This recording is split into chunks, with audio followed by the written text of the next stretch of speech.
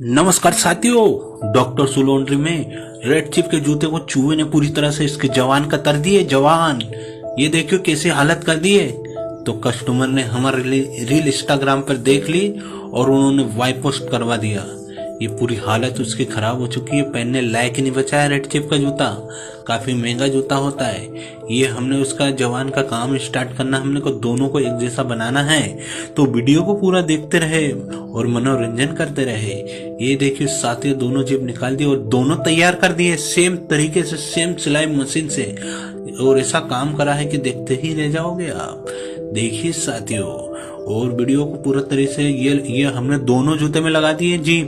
ये ध्यान से देखिए, सिलाई भी सेम मशीन जैसे लगाई है। अब इसका ट्राई क्लीन का काम बाकी है। वीडियो को फॉलो करें, लाइक करें, शेयर करें, कमेंट करें।